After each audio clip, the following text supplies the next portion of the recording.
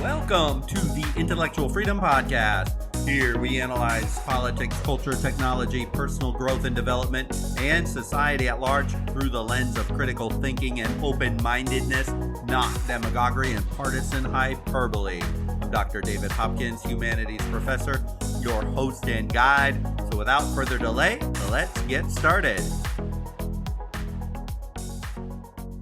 So glad to have you here today, everyone. And I have a very special guest here. His name is Deven Rodriguez. And Deven, thank you so much for coming on the show today. I was just looking through your social media profile and everyone's in for a treat here. Deven's an Army officer, motivational speaker, ultra marathon runner, coach, and really has quite a story on all kinds of fronts. And so it's great to have you here. You know, Deven, a lot of times we have such big topics. We talk a lot of politics, culture, technology issues, all that stuff, but you can bring something that I know everybody loves to hear about, which is just some personal growth and development, because I know you have done so many things and you've been through a whole lot. And so again, just so happy to have you here. But why don't you just start and just tell us a little bit about yourself and story and just take it from there. Sure, David, that sounds great to me.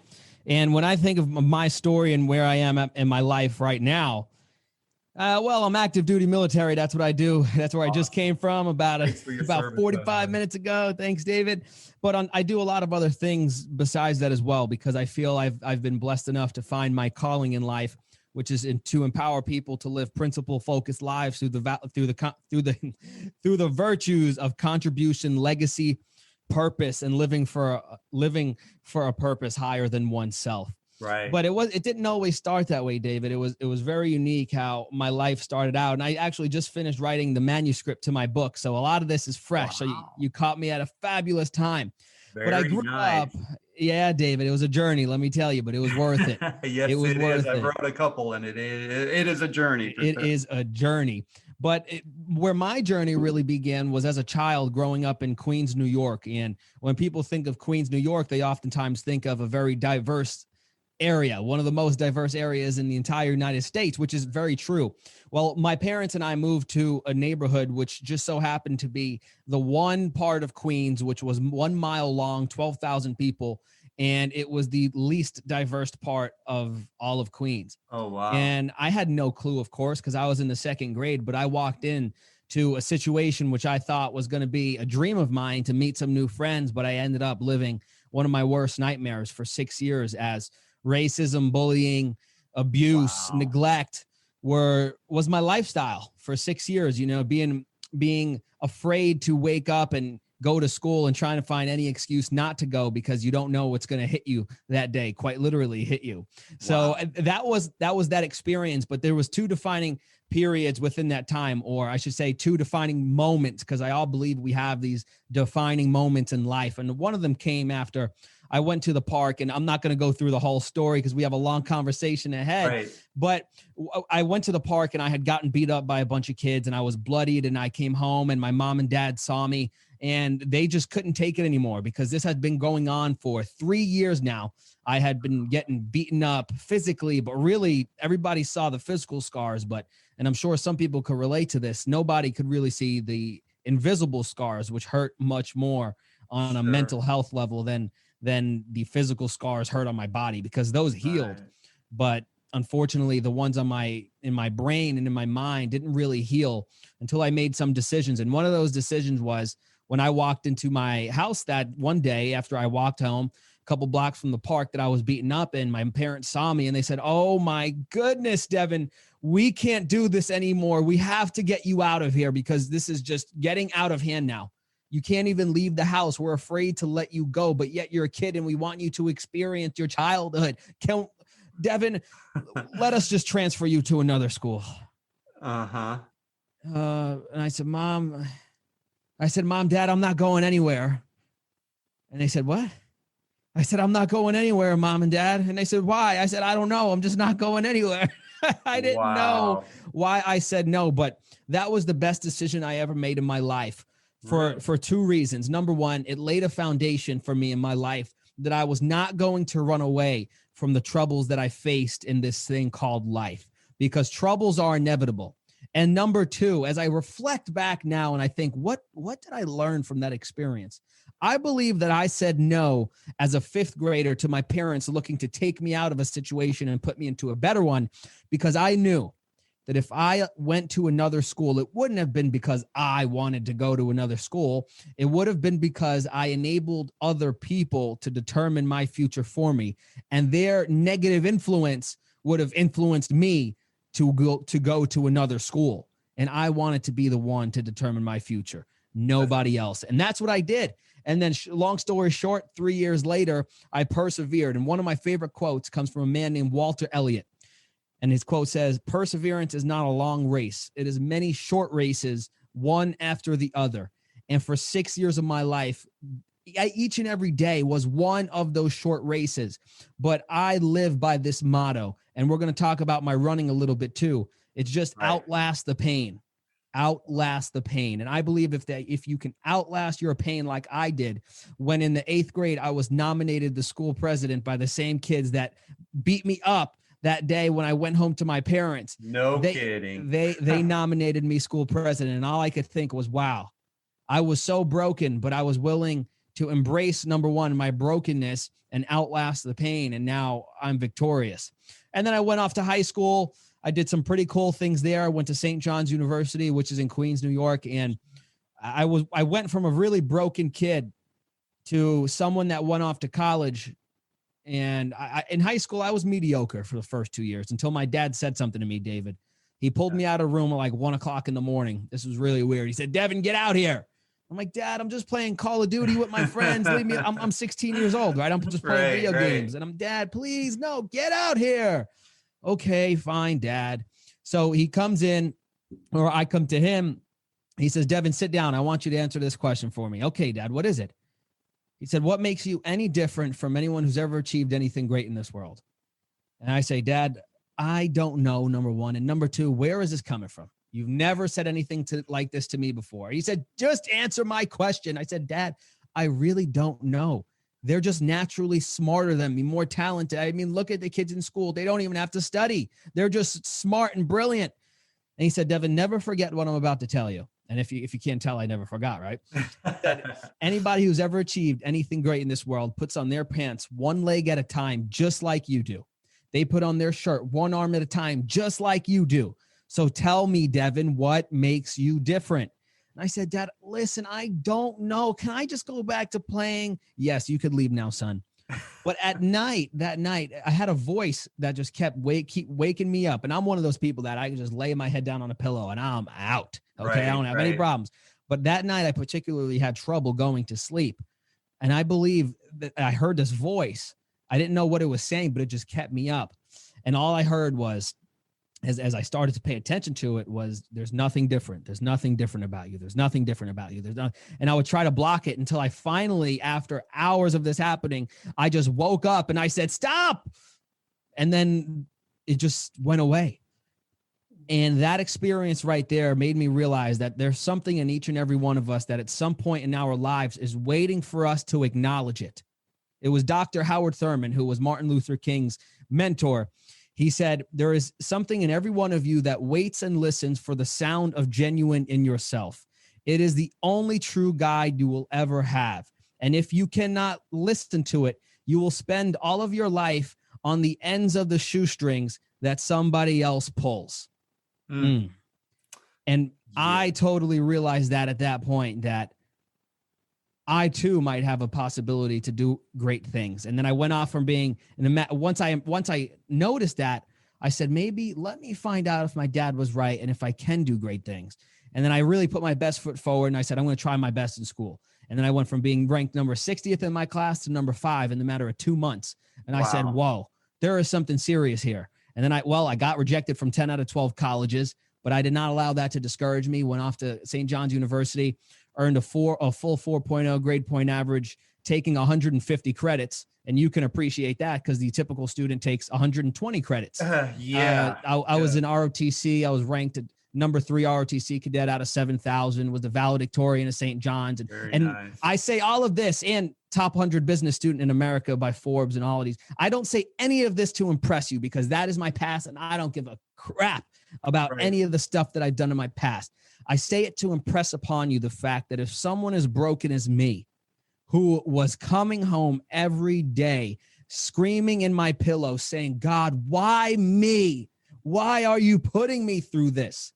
If I was able to outlast the pain and go to a place where I was able to experience the beauty, then I truly believe that anybody on this planet can, because I'm no different. Actually, I'm pretty average, if I got to tell you, David. I'm pretty average, but I'm just so happy that I'm able to now share this experience with people like you and your audience. So it's terrific. Thank you so much for giving me this opportunity. No, the pleasure is all mine for sure. But so I got to go here, because when you say you're average, I know you're not, because I got to go to this ultra marathon thing first, because it's stunning, really. What is that? 110 miles? What is? Well, an ultra marathon, David, is simply anything that is over 26.2.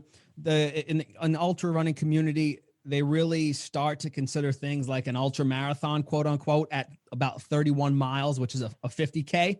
But I have friends of mine who have run about 500 miles at a time. And wow.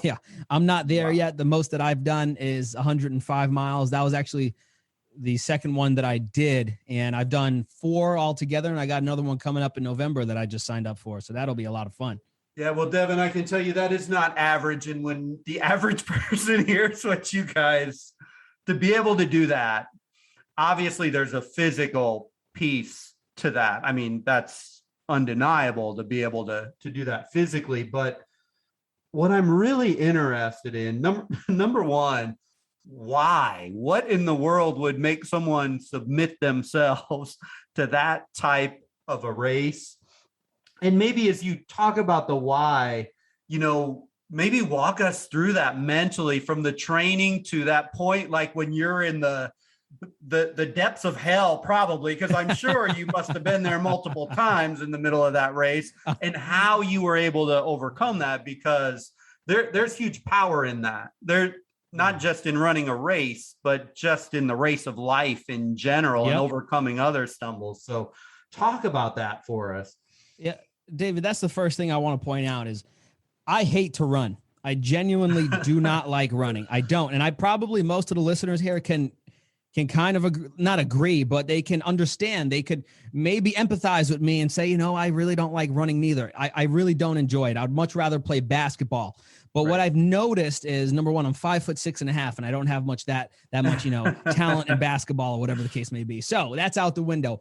But running, the reason why I run these races is exactly what you said, that it is the perfect example of what life is. Because within a 24-hour time block, you experience every single emotion that you will ever experience in life. Happiness, elation, euphoria, complete sadness, bordering on depression, like anxiety, everything, crying on your knees in the middle of the wilderness in the dark, everything.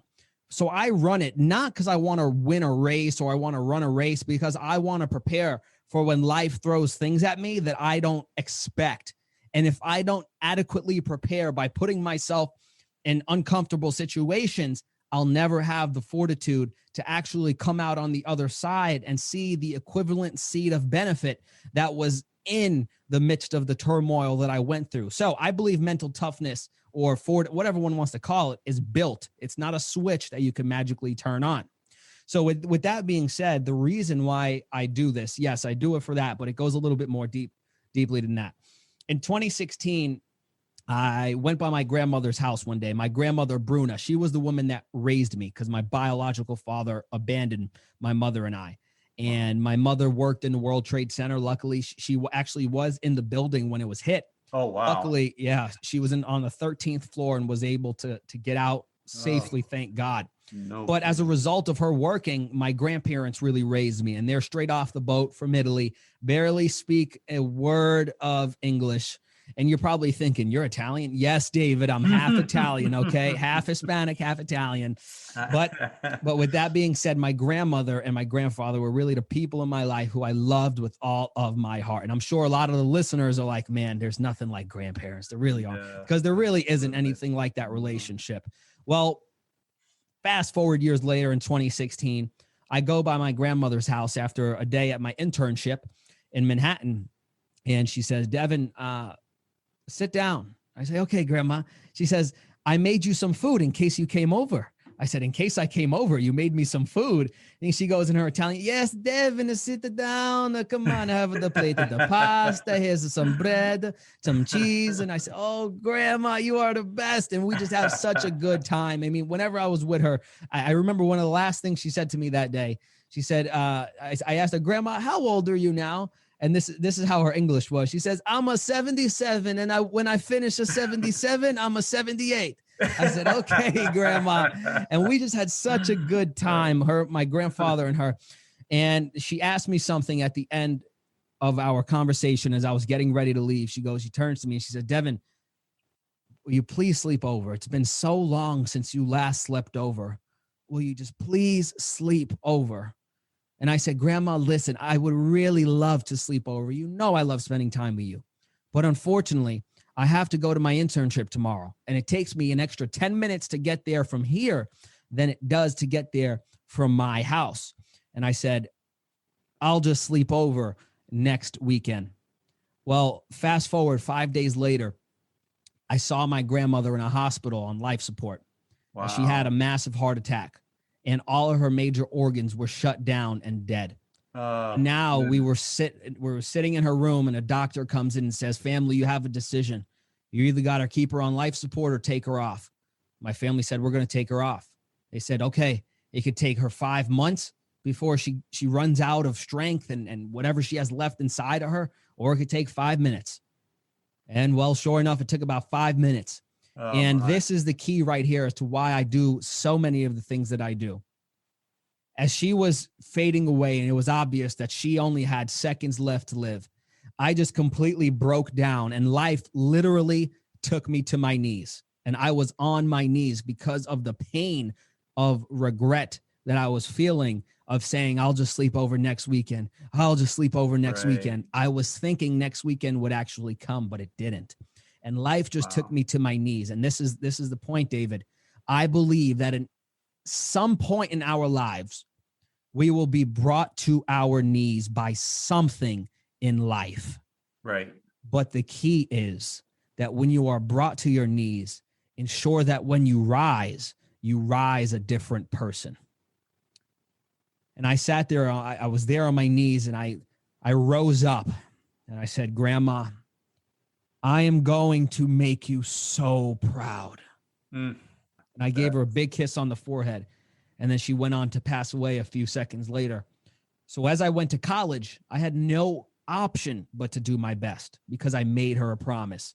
When it was time to, when it was time to do all my ROTC training, I had no option but to do my best. Because number one, I committed to excellence the time or in the moment that I sat there by her bedside and told her, I'm always going to make you proud. I committed to excellence. But number two, you can't just commit to excellence. You have to actually define what excellence is for yourself, or else you'll just kind of be complacent with wherever life blows you around like a leaf. So with that being said, when it came time to do this race, I had been following this crazy man named David Goggins. I don't know if you know him. Oh yeah. Okay. Yeah, well, I saw this guy, David, and he was talking, yeah, you got to get up and you got to go run. You got to go to the gym. You got to go do this. And I'm like, okay, David, I'm going to do all of that. And now here I was, I had never run more than I think 16 miles at the time. And I was sitting in my car. I'll never forget it, listening to David Goggins. And he was talking about some running. And I said, you know what? I'm going to sign up to run 100 miles. I had no idea what it took to run 100 miles, David. So I signed up for the race, and it was on October 12th, and it was at the end of April at this point that I signed up.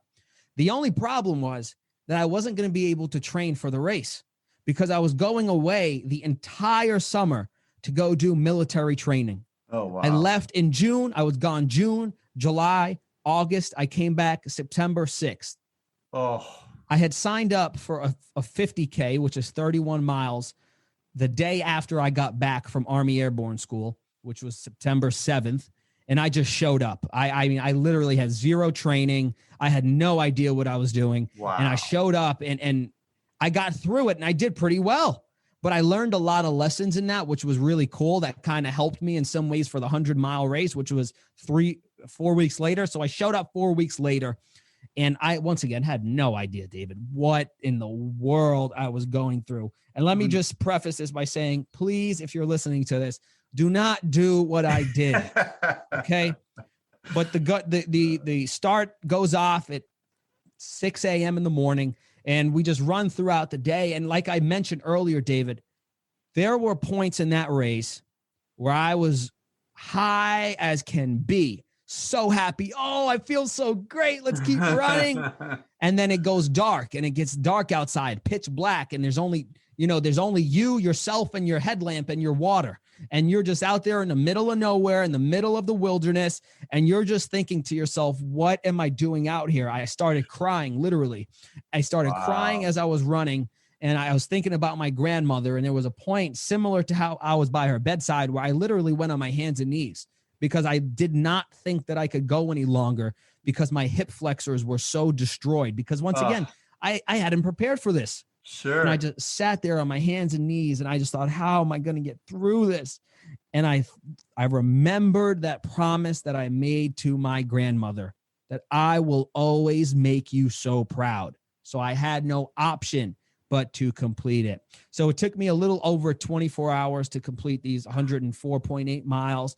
And I was totally destroyed. I wasn't able to run for about 3 months. Wow. That was the first one. And I just ran another one on my birthday, actually on April 10th. And I was actually able to win that one. So that was really, really cool. Oh my goodness. I did train for that one. And let me say, it paid dividends because my body was fine. Wow. Thank God. So David, I love it. Not because I love to run, but because of what it resembles for me. Right. That's what I do, Dave. That's amazing. I like to just see what I'm capable of. And let me share this lastly. When I completed that race, it enabled me to ask myself a couple of questions. Well, if I could do this, what can't I do? And number two, if I could do this, well, what can I do? Yeah. It totally shattered everything that I thought was impossible. And people might be listening to this thinking, wow, I could never do that. Yes, you can. I did not even prepare for this race. I am not a physical specimen by any sphere of the imagination, but I do have a will, which is willing to, my will is defined predominantly by the commitments that I've made to things that are higher than me, such as my grandmother, right? So when it's time to do something, I have no choice but to do it. It's either I'm going to do it or I might get hurt in the process because I'll try so hard. But for me, it's just the willpower behind it and the why. Like you said, David, I love it. Thank you for asking that question, because my grandmother, Bruna, I know she's listening to this right now, and she's probably cooking up some lasagna thinking, you're making me proud, Deven. Probably. But you know, it's fascinating. And here's something else I think that ties into this so well, because I was listening to your One Life podcast, and someone who can run 105 miles, I think you totally underestimate, but you didn't know what you could do. And I think a lot of people have limiting beliefs in their life, things that are holding them back. But you managed, as you said, your commitment to excellence to overcome these limiting beliefs. And, you know, some people's limiting beliefs might be like you're bullying. Other people, it just might be they failed at business, or maybe they just let their bodies go out of shape and they think they just got to be whatever they're going to be the rest of their life, whatever it might be. But can you speak a little bit about that? Because obviously you've had limiting beliefs, but you, through your grandma, whatever it was, you found that thing that pushed you over the top.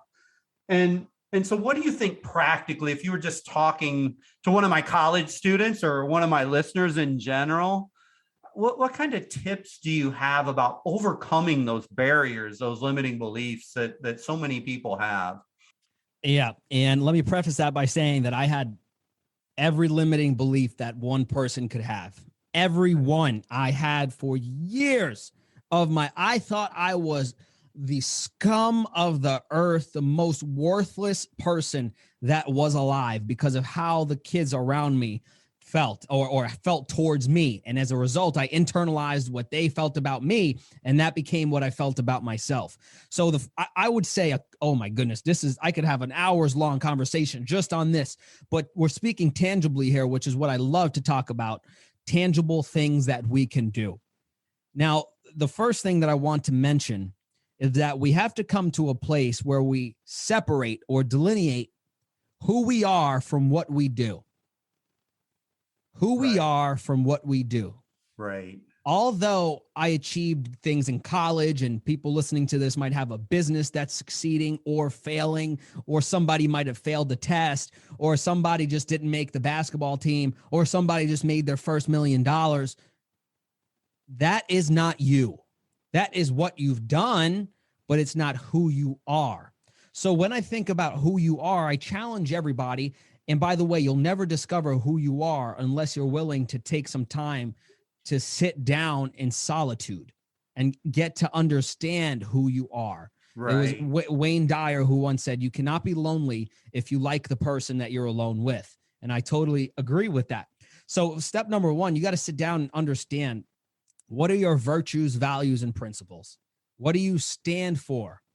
Integrity, connection, loyalty, faith, humility, all of those things. That is who I am. Why do I say that?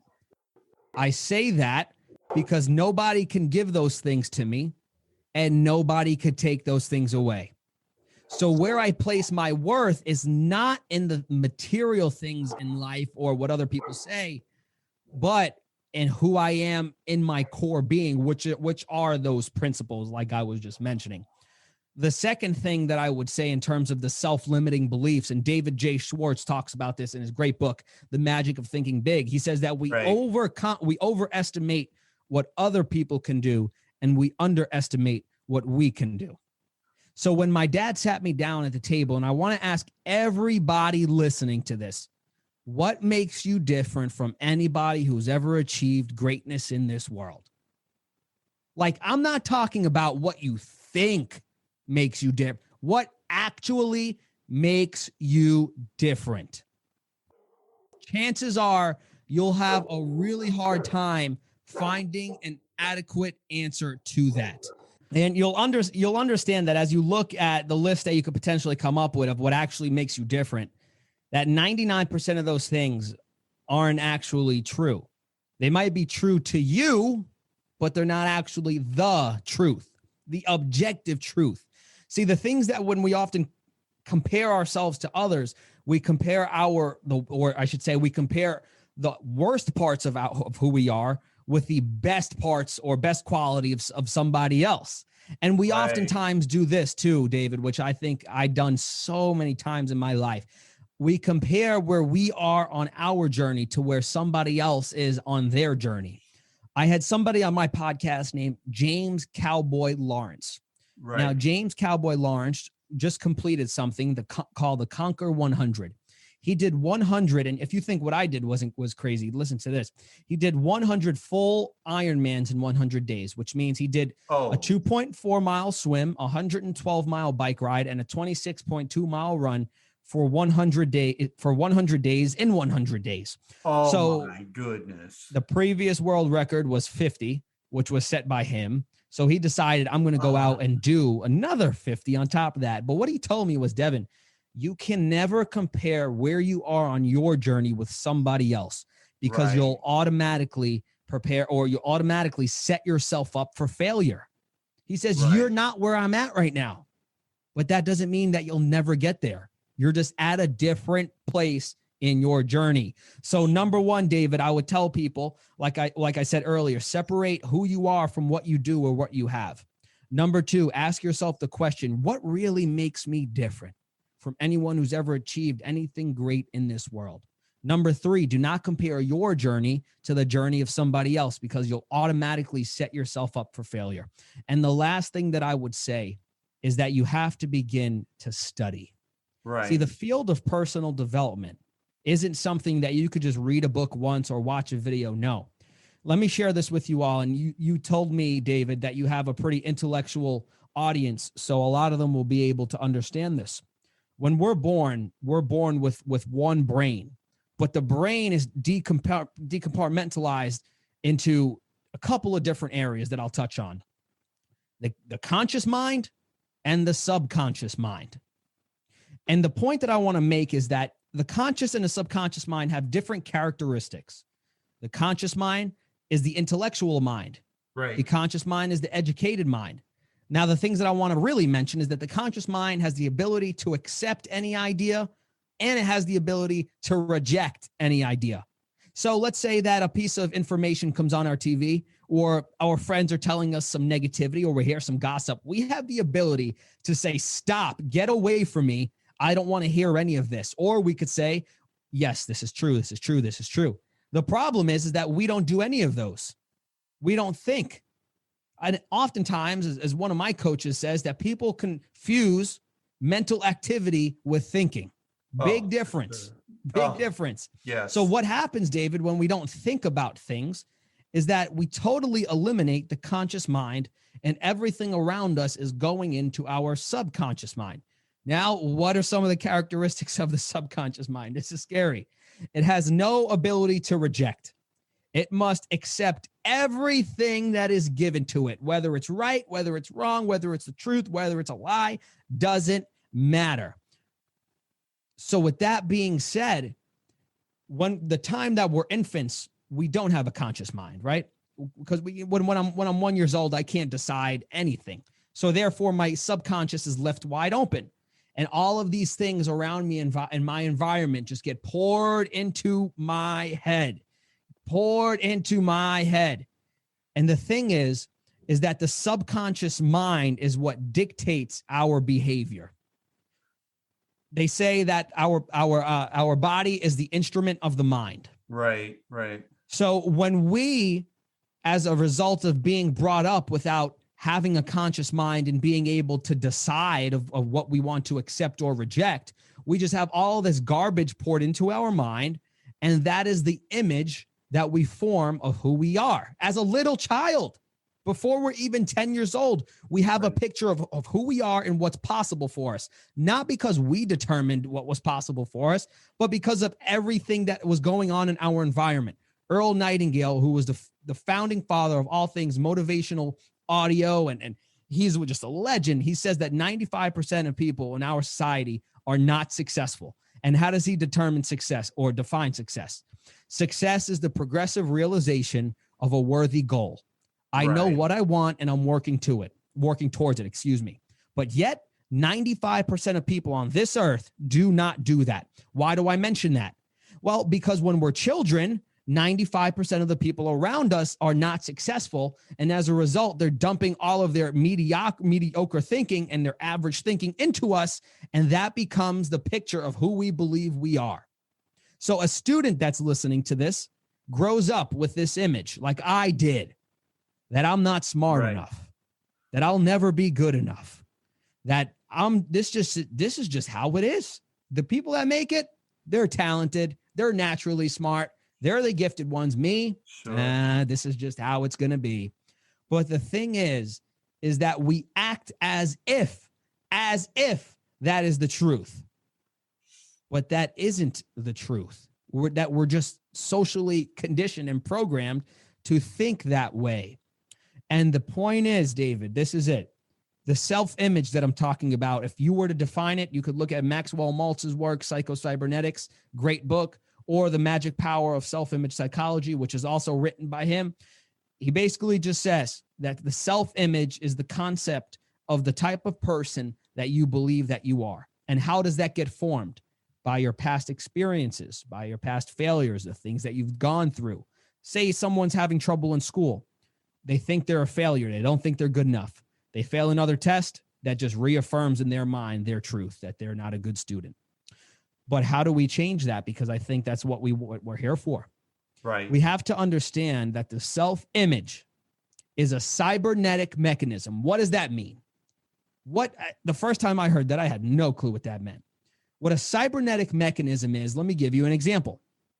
An airplane has something called autopilot. Before a plane takes off from the ground, the pilot puts in the destination that they're going to and where they're starting from. And then he'll be given, as a result of the system, he'll be given a course to follow, a navigation.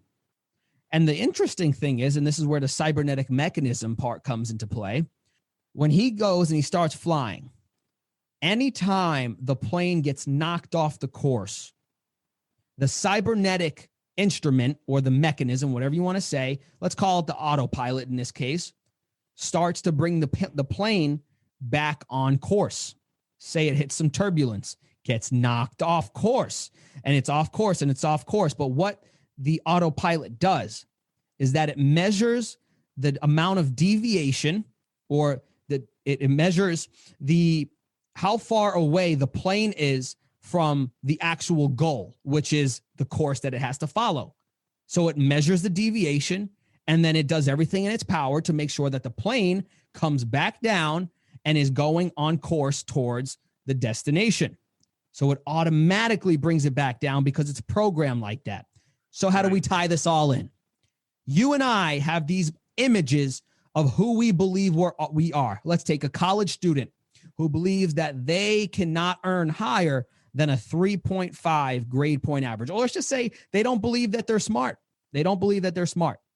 Right. Our self-image, once again, which is formed when we're little children, acts as the same type of cybernetic instrument that the autopilot on a plane does. It measures the deviation from where you are and brings you back to your goal. What does that mean? So a kid brings home a bad grade and their parents say, Johnny, you cannot go out anymore. You are punished and you have to study. They take away Johnny's extracurricular activities. They don't let Johnny go to baseball practice. They say, Johnny, sit in your room and just study.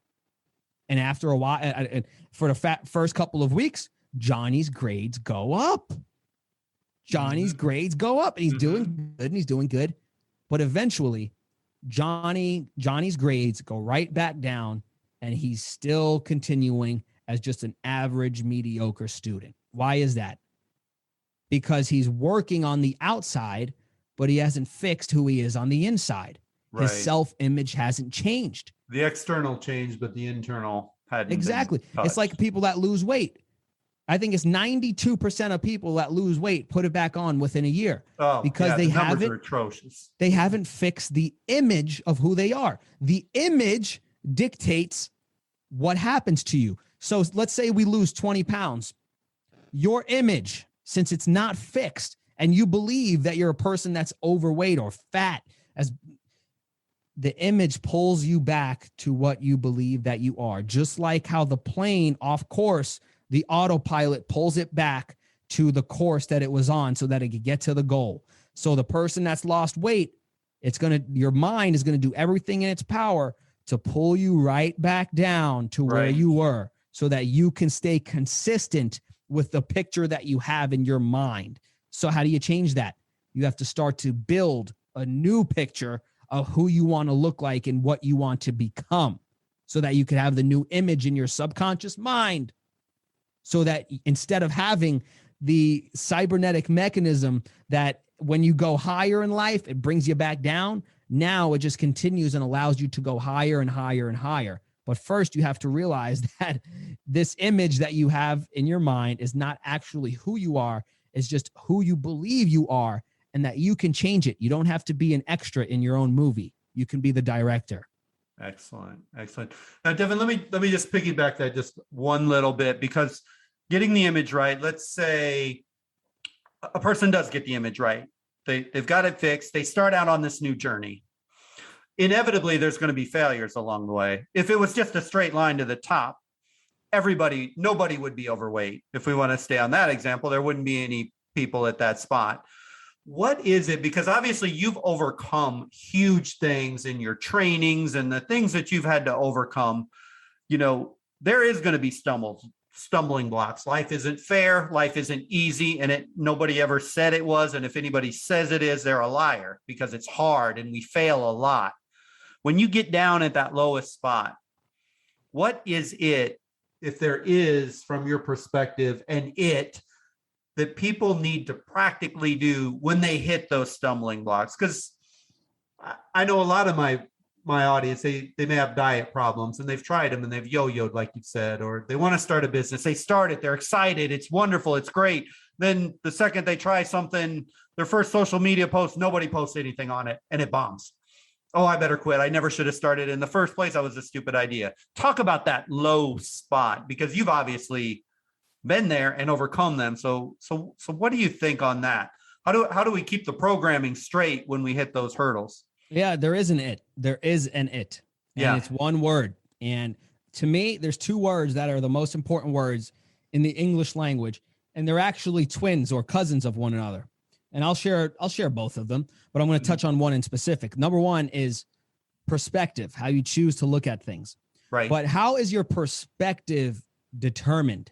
And this is, as Earl Nightingale says, the magic word. And as I reflect on this has been everything to me. Attitude. William James, one of the founding fathers of modern day psychology, said, "The greatest discovery of my generation is that human beings can alter their lives by altering their attitudes of mind." Right. And he was so spot on. There came a point in my life, and we're talking about these failures. Back on February 1st, I had probably the biggest failure that I've had in a really long time. I went off to Army Ranger School, which is the Army's toughest course. And as an officer in the Army, in my specific job, I'm expected to go and pass Ranger School. Mm-hmm. And I trained, I prepped hard, I did all the things required, and I showed up on the first day, and I went and I did the physical fitness test, and it was great. And then now it's time to do the swim test. And then I showed up, and I failed a part of the swim test. And this is day one. The course is 62 days, David. Wow. I thought, and you know what's funny? We talked about social media. I went on the day before the course started, and I told everybody, "Hey guys, I'm going to be back in 62 days. So I'll see you then when I complete Army Ranger School." So I went and I failed on day one. And I'm just thinking for a second, I got, oh man, but I spent no time there. I automatically knew that something great was coming. Oh, I knew it. My attitude. And this is trained, by the way. Train your attitude. How? By repetition. Anytime that you feel like you're going off course, practice your attitude. Ask yourself, how am I thinking right now? Because most people don't even understand how they think nor when they're thinking. Pause for a second. Will this, if I continue to think this way, will it benefit me? So I started to think, well, if I continue to act this way, will it benefit me? And I said, no. So then I said, oh, this must mean if I fail this, God has something else in store for me that I can't see yet. Right. So I first had to go on Instagram and tell everybody, hey guys, I failed. Oh my God, this is only a day later. Eat a little crow after posting. Yeah, I had to tell him if I told him I was going to succeed, I had to tell him if I failed. Absolutely. But then I did something much more discreet 2 days later on social media. I just wrote this little thing on my Instagram story that said, I just received the best news of my life. And I had people texting me, calling me, and I didn't respond to one person. But it wasn't because I'm rude. I'm a gentleman, David. I didn't respond because I did not have any news. I just knew it. I knew that something was coming because my attitude towards the situation was, if I failed this, as Napoleon Hill says, there must be an equivalent seed of benefit attached to this failure. Couple days go by, and have you ever heard of Clubhouse, David?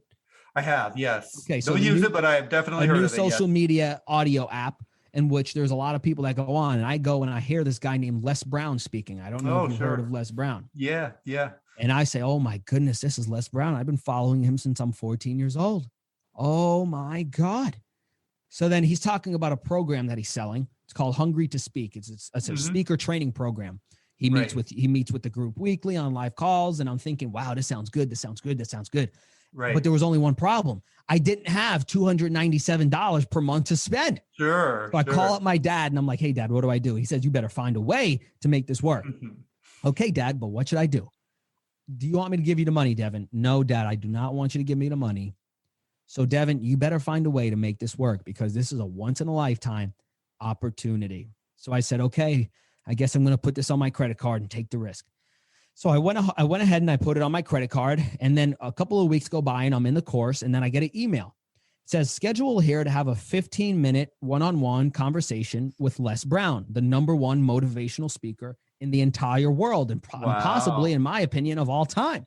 Yeah. And I go, yeah, okay. He's going to meet with me one-on-one. What kind of scam is this? So I go on the call and it's actually just me and Les Brown one-on-one. And I'm thinking, wow. Oh my God. And before he says anything else, he just says, son, what is it that you want to do with your voice? And I said, sir, I'm going to be the greatest speaker in the world.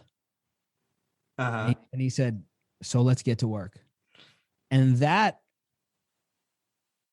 I'm going to say, that moment has formed into a relationship with that man that is, I can't even explain how much it's changed the trajectory of my life because of a relationship that I built with him. Not because of who he is and his speaking, because of who he is as a man. But if my attitude when I failed Army Ranger School would have been, this is the worst thing that ever happened to me. Oh my God, what's going to happen now? Oh my God. I'm not going to have the credibility now. People are going to think of me in a funny way. And I went into this negative, rotten hole that so many of us go into. I would have blocked any and all opportunities that could have possibly came to me out. But when you are willing to say, okay, there is something that's coming out of this. I don't know what it is yet, but I have faith that there is something coming. You allow opportunities to come to you. Right. So that's my message, David. Your attitude towards life will determine life's attitude towards you. And I know that firsthand, and that's how I've overcome everything, is understanding that there's something coming. I don't know what it is, but oh boy, it's coming.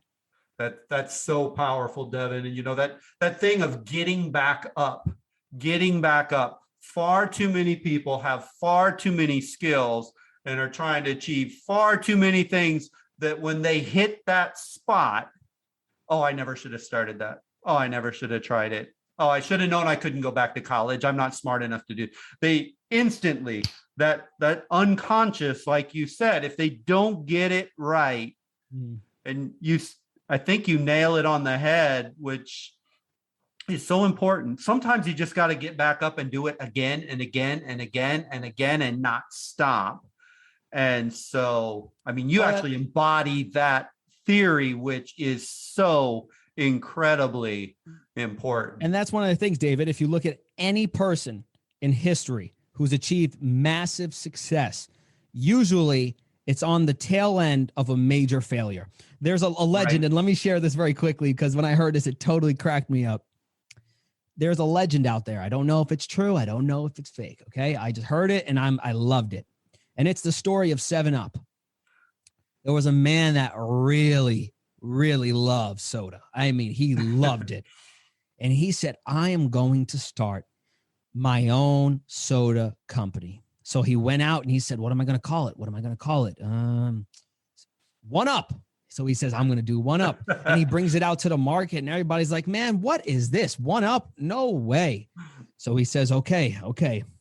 We're going to go with 2-Up. And he goes on to 2-Up and it's doing well for a couple of months. And then it fails.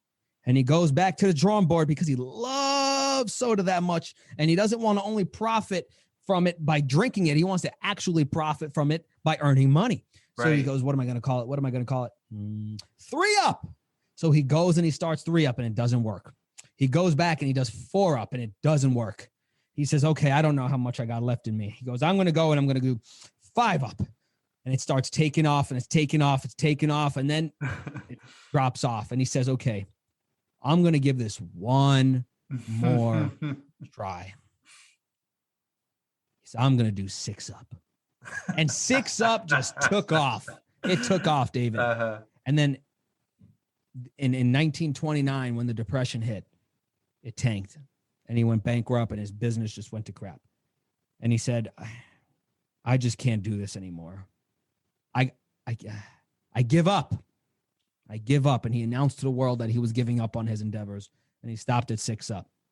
Well, there was another man who also really loved soda. Oh, he loved it.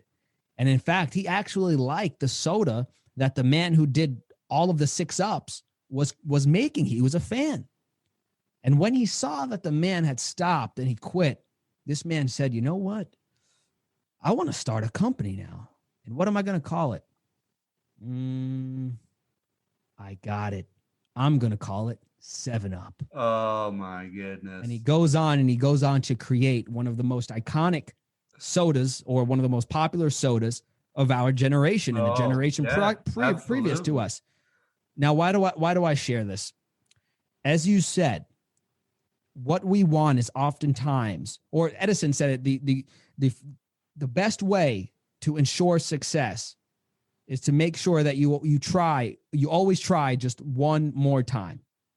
And he also said most people are failures in life because they did not realize how close they were to success when they gave up. If he would have just went one more up, he would have been stoned in history. He would have been set in stone. But unfortunately, another person was able to capitalize off of his dream. Yeah. And in a similar way, when we give up, we give permission to other people around us to capitalize on the things that we have within us, but now will never be able to be readily displayed out into the world.